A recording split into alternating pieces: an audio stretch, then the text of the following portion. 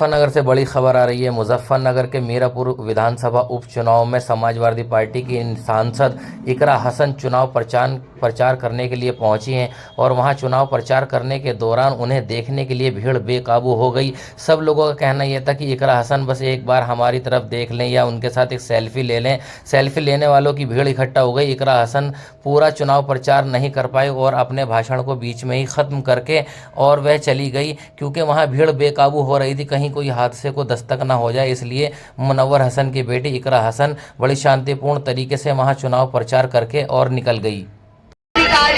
कार्यकर्ता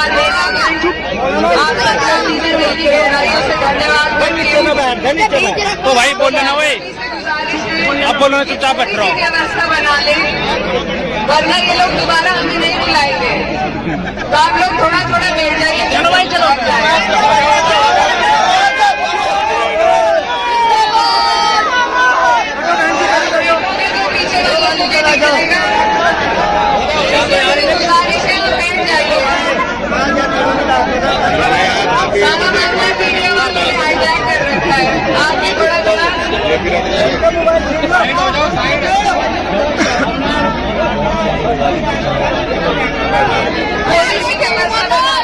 बोल ले क्यों?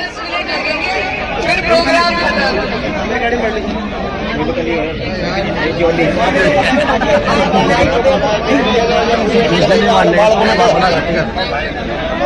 तुम नहीं समझते भाई, तनवीर सारा डायरेक्शन तू ही करेगा क्या?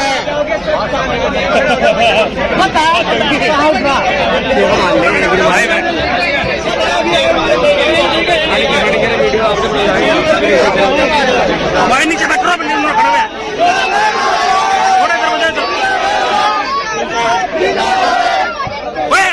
अब खड़े हो गए तुम कहते ठीक है मौलाना, हद हो गया यार, खड़े हो गए मौलाना। आपके बीच हमें जरूरी काम के लिए आए हैं।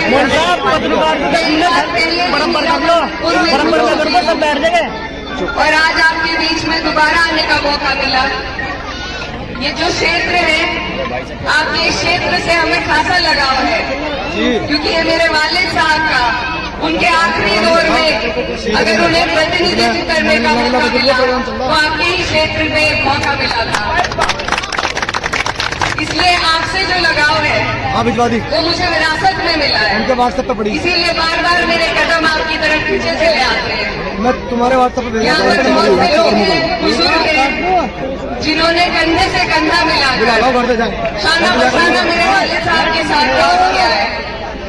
आज वो सब जब मेरा चुनाव होता है, चाहे मौलाना नजर मोहम्मद हो या और जितने भी लोग हैं, जब मेरा चुनाव होता है तो मुझे दुआओं से नवाजने के लिए मेरे क्षेत्र तक आते हैं। इसलिए आपकी बेटी होने के नाते से आज आपके बीच में एक गुजारिश करने आई हूँ कि हमारे नेता माननीय अखिलेश यादव जी, जो आपकी हमारी लड़ाई को मजबूती से लड़ने का काम कर रहे हैं, जिसका परिणाम आपने लोकसभा के चुनाव में भी देखा। भाजपा को हटाने के लिए जो गति उन्होंने गठबंधन को दी है वो और कोई नहीं दे पाया। तो आज वक्त है कि वो गति रुक ना पाए। आप और हम कोशिश करें कि जिस राह पे तेजी से हम लोग बढ़ रहे हैं उसमें आप लोग भी अपना योगदान दें। और ये लड़ाई सिर्फ इस उपचुनाव की नहीं है, ये लड़ाई आने वाली 27 का रास्ता तय करेगी। तो ये बहुत ही महत्वपूर्ण लड़ाई है और इसमें आप सबके साथ की, आपके सहयोग की हमें जरूरत है। 10 साल से हमारे ऊपर कैसी सरकार है, केंद्र में भी राज्य में भी, क्या इनके कारनामे रहे हैं, किस तरीके से इन्होंने आपको और हमें चिन्हित कर करके परेशान करने का काम किया है। आगे जो कानून बनने जा रहे हैं वो आपके सामने है। इन्हें रोकने का अगर कोई तरीका है तो वो सिर्फ एक वोट है आपका। हम और कुछ नहीं कर सकते, हमारे पास सिर्फ अपने वोट की ताकत है और इस ताकत को आपको समझना है और इस ताकत का इस्तेमाल सही जगह पर करना है। बहुत से लोग हैं और भी लोग लड़ रहे हैं, लेकिन ईमानदारी से अपने दिल पर हाथ रखकर बताइए कि जो जीत में है, अगर वहां वोट नहीं देंगे और इधर उधर बांट देंगे तो फिर यही लोग जीत जाएंगे।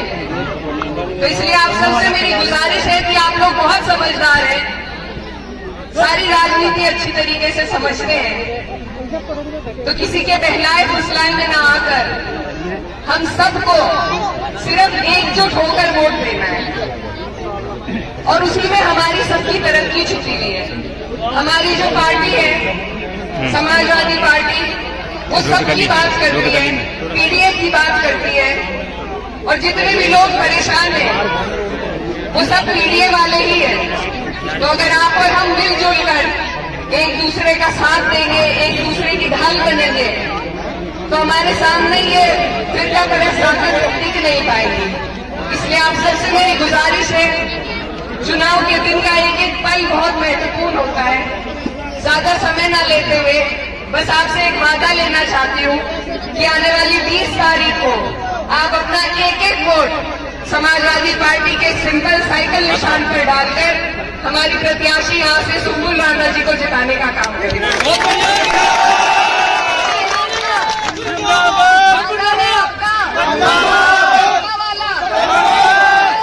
और अपनी छोटी बहन को, अपनी बेटी को दुआओं में याद रखेगा। बहुत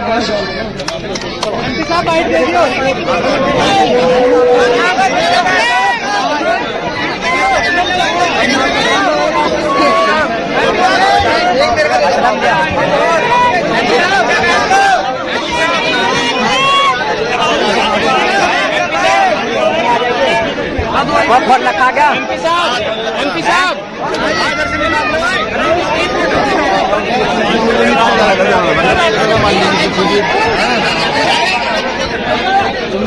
सारी सभा खराब करवा दी लोगों ने। अरे बाहर